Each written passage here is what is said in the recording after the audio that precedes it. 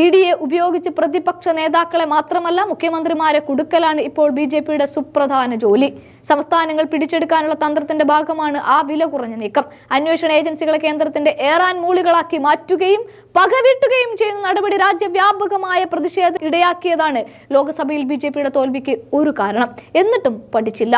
ഇപ്പോൾ കർണാടക മുഖ്യമന്ത്രിക്കെതിരെയാണ് നീക്കം നടത്തുന്നത്. കർണാടകയിൽ വാൽമീകി കോർപ്പറേഷൻ അഴിമതിയുമായി ബന്ധപ്പെട്ട് മുഖ്യമന്ത്രി സിദ്ധരാമയ്യയെ കുടുക്കാൻ ഇഡി ഉദ്യോഗസ്ഥർ നിർബന്ധിച്ചുവെന്ന വെളിപ്പെടുത്തലുമായി കർണാടക സർക്കാർ ജീവനക്കാർ രംഗത്ത് വന്നതോടെയാണ് കാര്യങ്ങൾ പുറം ലോകമറിഞ്ഞത്.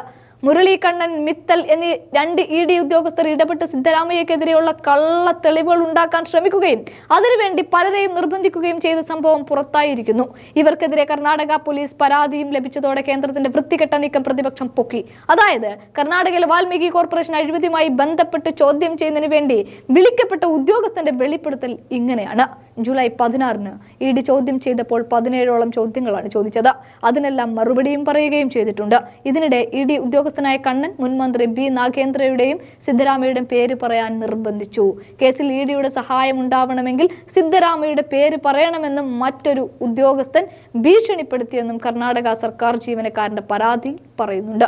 മാത്രമല്ല യൂണിയൻ ബാങ്കിന്റെ MG റോഡ് ശാഖയിൽ നിന്ന് മുഖ്യമന്ത്രിയുടെയും നാഗേന്ദ്രയുടെയും നിർദ്ദേശപ്രകാരമാണ് പണം ട്രാൻസ്ഫർ ചെയ്തതെന്ന് പറയാനും ഇഡി ഉദ്യോഗസ്ഥർ നിർബന്ധിച്ചു എന്നും പരാതിയിലുണ്ട്. തനിക്ക് അഴിമതിയുമായി ഒരു ബന്ധവുമില്ല, എന്നാൽ തന്നെ ചോദ്യം ചെയ്യാൻ വിളിപ്പിച്ച് ഭീഷണിപ്പെടുത്തുകയാണ് ഇഡി ഉദ്യോഗസ്ഥർ ചെയ്യുന്നതെന്നും കർണാടക സർക്കാർ ജീവനക്കാരൻ വ്യക്തമാക്കിയിട്ടുണ്ട്.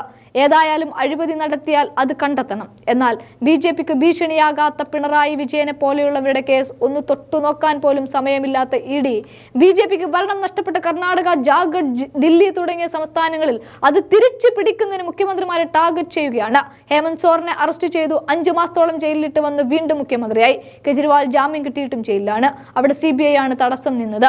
ഇപ്പോഴിതാ കർണാടകയിൽ സിദ്ധരാമയ്യയെ കെണിവെച്ചു പിടിക്കാൻ നോക്കുകയാണ്. പക്ഷേ അദ്ദേഹം ലെവലേശം അനങ്ങില്ല.